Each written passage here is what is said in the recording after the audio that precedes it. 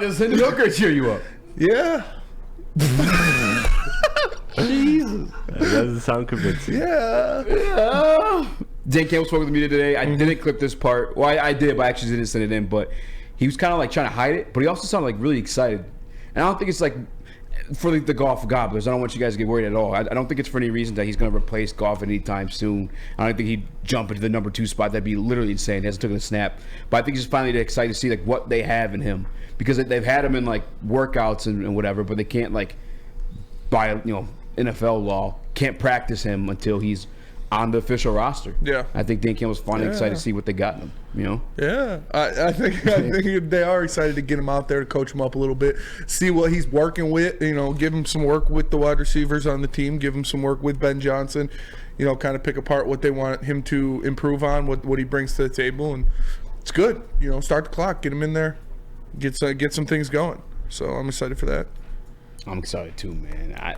I know like we're not gonna be able to see the practices, not like training camp where it's open to like fans and media, but Dan Campbell is a guy who he can't really hide like his true emotion on a topic or matter. Maybe whether he's like a little bit pissed off, a little bit snippy, whether he's excited, whether he wants to fucking cry. He's literally cried in the middle of these press conferences. So I know whatever does come of like the early reps of practice, we'll get a feeling if somebody asks him, his excitement level is gonna tell. You know what I'm saying? And I get to tell you, excited to get this guy in the field. I watched something with Mike Martz from 33rd Team. By the way, these fucking Eagles, man, just keep on winning. Yeah. We're looking at their schedule. We're talking all this shit. Like, yeah, like they should call them the Phoenixes because they can't die.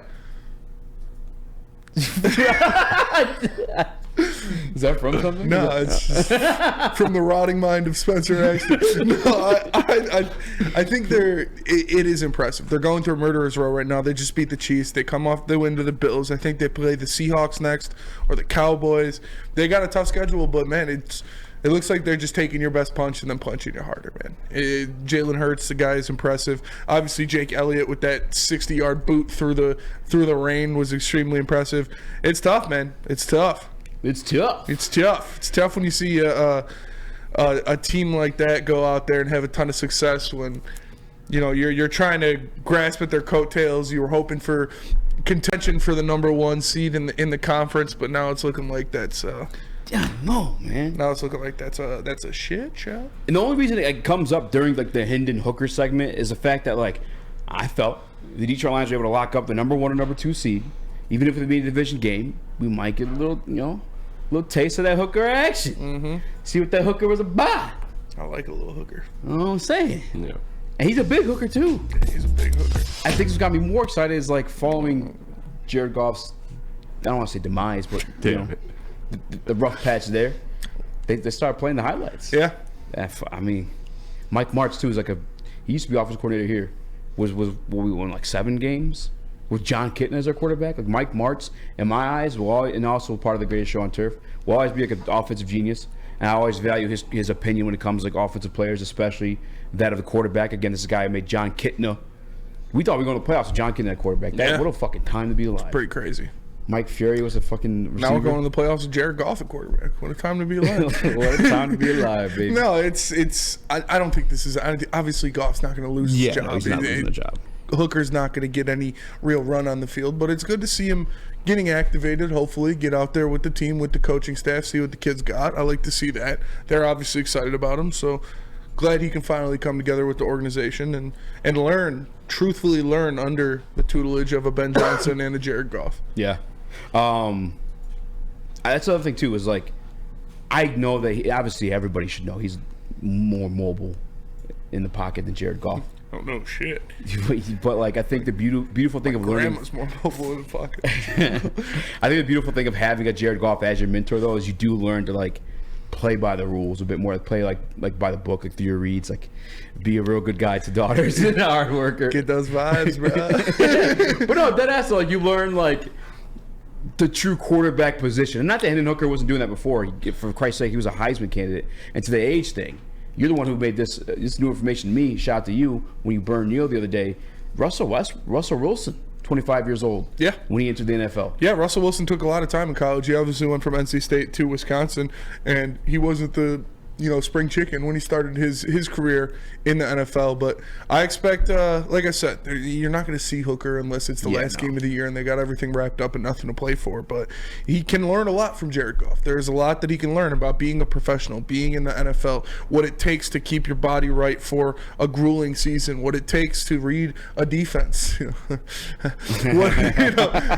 how to kind of form a bond with these receivers, get tight, get close with these guys. So there's a lot that he can learn from being under Jared Goff for however long that's going to be. So I'm happy they're activating him soon. Hopefully this week is what Dan Campbell said, possibly this week. So that'll be good for him. That'll be good for his development. And it'll be good for the team. Yeah, man, I think Jared Goff's like the perfect guy to learn under. Like, as much as you guys think I hate him, he does play the game the right way. I think if you're a coach that likes to be I guess dictative of what goes on, in complete control of things, like Jared Goff's your guy because he's going to do what you say. And I think if you want to be coachable, that's the type of veteran you want to have. Yeah. Especially the guy who's as unlimited as Hooker is, athletically. You know what I'm saying? Jared Goff's not going to have the attitude that Ryan Tannehill did, where he was like, it's not my job to teach him shit, that's just a dick move. Jared Goff's a good guy. He's a good guy. He's a good quarterback. Great guy.